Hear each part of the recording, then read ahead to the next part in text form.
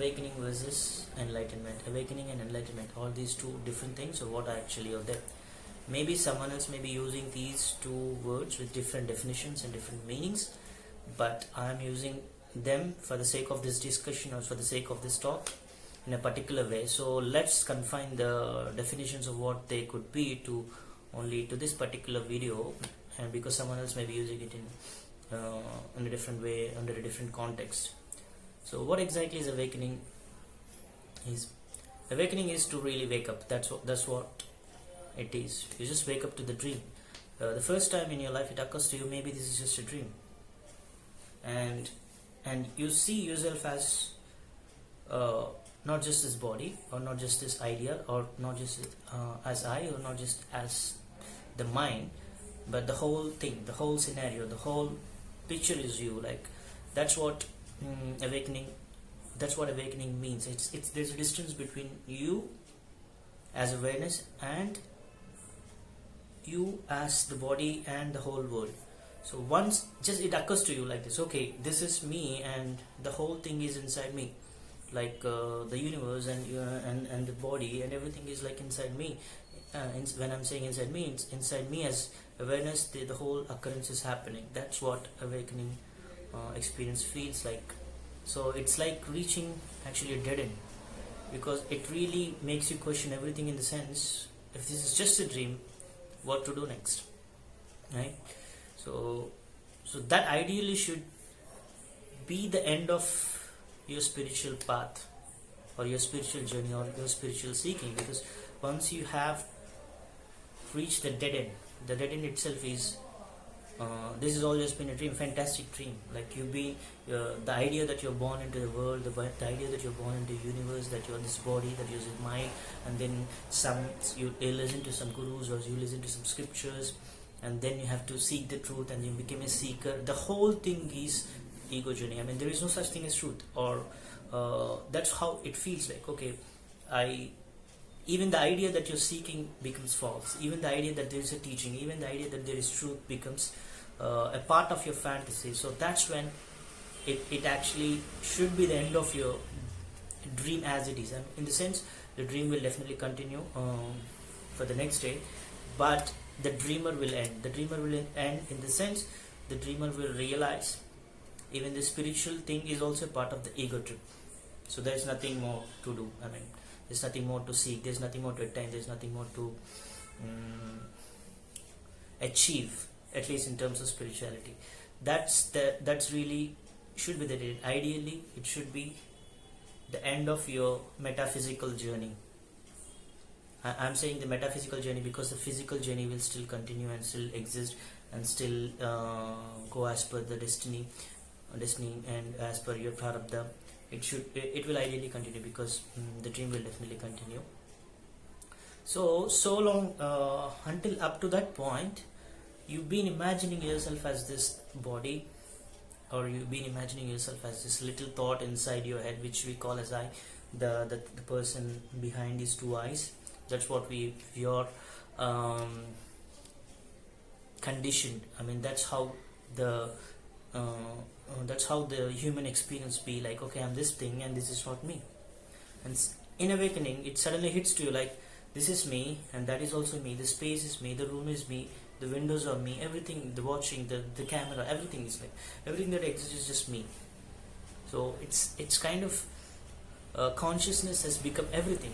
So consciousness, that's how you understand it. Is like it's a shift in perspective. This is me and this is not me too.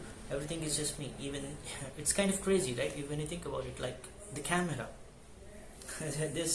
this digital gadget is also me. How is it possible? So that's why people find it so confusing, because we think the world is this and this is me. We are living in the world. We are born into the world. So but everything is born as an idea in this consciousness. That's crazy, because let's take a truck. The truck is also you. I mean, that kind of is very confusing. Like, how can be a truck that is a very that's what is it? That is an automobile. That's something devised by the humans. How can that be me? It's just a part of the world. I am this. Up until that point, you have been thinking your life like that. And once this idea that everything is me occurs to you, then suddenly it doesn't really make sense to the to your conscious mind. Because how can we, I mean, the stars, the moons, everything, the galaxies, the whole thing is inside your consciousness, and it's just following its own rules, its natural laws, and executing itself, functioning. So yeah, that will be a major blockade that will as I said, it ideally should be a dead end. Like there's no more place to go in terms of spirituality. That's what when awakening experience is like. But here is the problem. Most people have this experience. It's very, very common.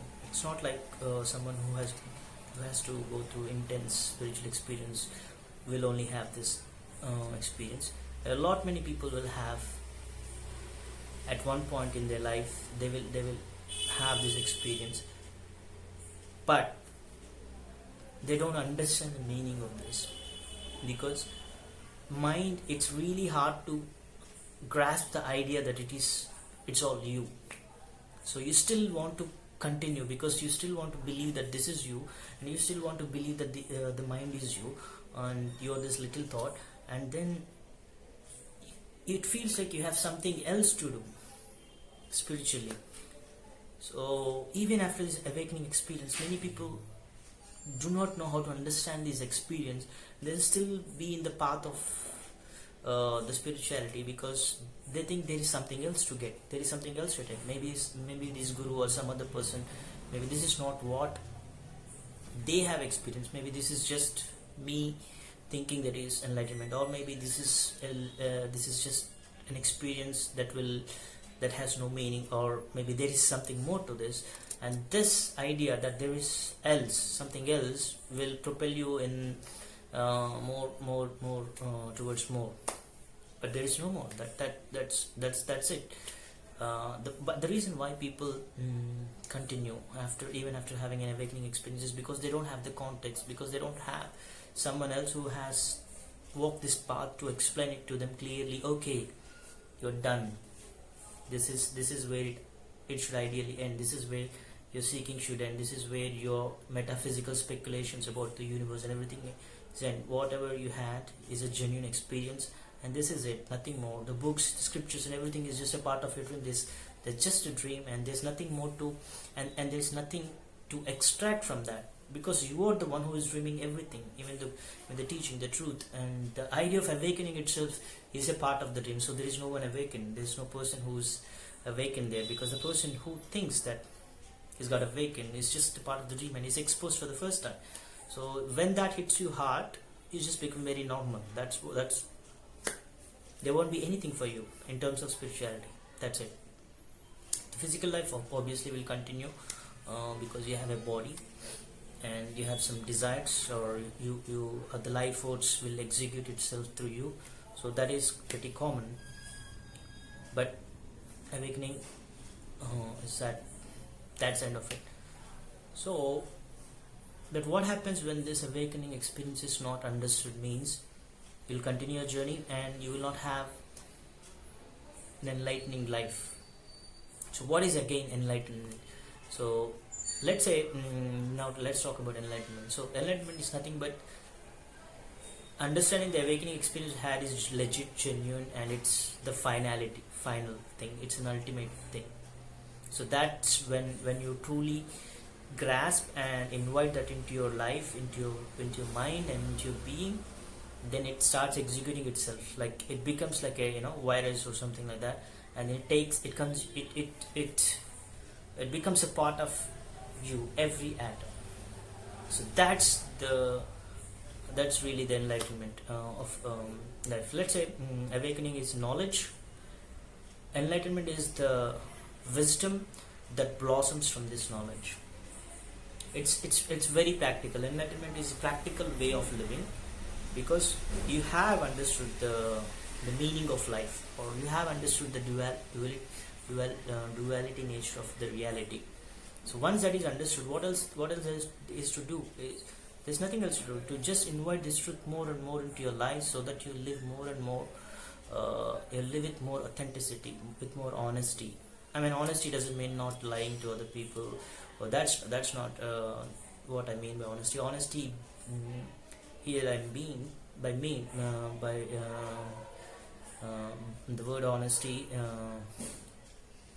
I mean, which is like living true to your core, living true to your being, living true uh, to your values, or to your programming even. Like, everyone is not born the same way, right? For some person, he might want to go out into the world and achieve. Maybe he wants to become big, he wants to become a millionaire, billionaire, whatever it's like. It's his thing. But if that's what he truly wants, he will go for it anyways, right? Or someone else do not want to do anything. It's just like, okay, this is it, and I don't want to achieve anything, I don't want to accomplish anything. This is it. I'll just live with what I have, or what I don't have. This is okay for me, and that is also an enlightened living. So, but it means practically living true to your desires also, living true to your being also. So yeah, that's why you see no two enlightened people will behave the same way. It doesn't have to be the same way. They do not have to perform the same way, because practicality is different, right? It's enlightenment is nothing but this living with wisdom, and applying that wisdom to enrich your life, to make it more pleasant, or make it more interesting for you, or make it more real for you, like to do what exactly you want to do, or to not do anything that you do not want to do. It's being true to your core. Let's say, for example, someone gets awakened, and then the idea of even for some days, even for some years also, it will not it might not, it need not blossom into a full enlightening experience. In the sense, they still have the ideas that some others exist, the world exists, and the society exists. They're still trying to conform to the society's standards. I mean, of course, you're not supposed to illegal, you have to be some illegal or unlawful activities. That's not the point. But you still want to prove yourself to someone else. You still want to prove your existence, your life to your to other people also. So in that sense, you will miss this authenticity of your own life, the reason why you're born. You're defying your destiny, and you're postponing your destiny, and you're doing things that just to satisfy people. Or maybe some person will, I've heard this, like someone, she's a Christian nun, and then she gets enlightened or awakened, and she doesn't really know what to do with her life. I mean, she's not a Christian nun, she's a Christian person, and she has a family and all, and she wouldn't know what to do with this. So she thought, like, okay, why not, if this is all just a dream, why not go out there and make money? And she tries that phase for some days, and then eventually gets ultimately frustrated, because that's not probably she wanted in her life. And so, and that's what it will be like when you do not understand it. It will even your life will be like a bit of confused life. You have to lead a confused life, because this particular awakening experience has not fully transformed into wisdom or the enlightenment. So it takes time. It's if for anyone it takes time. So if you ask me, my personal journey after that awakening experience, I thought this is bullshit. Like, the whole enlightenment is bullshit, because it's just me hallucinating that I'm born, me hallucinating that I have to seek the truth, me hallucinating that I have found the truth. All this is bullshit. All this is the part of the dream. So there's nothing else to do. So I thought, like, okay, all these gurus and everyone is like a fraud, or all frauds, and just trying to sell enlightenment or what. That's what I thought. And then I thought, like, okay, I shouldn't do anything with enlightenment. I should never talk about this, or never mention it to any other person. That's what I felt like that. So I started learning something else, which is something to do with hands. Like I got into electronics, and I tried to do it, but I didn't meet with any good success there also. So it's like I'm trying to not fully accept who I am. Maybe I am interested in talking about this, maybe my being is this, why this is the reason why I could be born. I don't know, but that, because I was not really doing, I was just trying to avoid something, and I just wanted to get into a different path, and it didn't allow me. The destiny won't allow you to do such kind of stuff, because it brings you back to your core, it brings you back to your essence, or the reason why, the things that you will love to do, the things that feel like, I would call it as the drinking a coffee, the things, when you're truly living a life of freedom, whatever you do, it feels like effortless.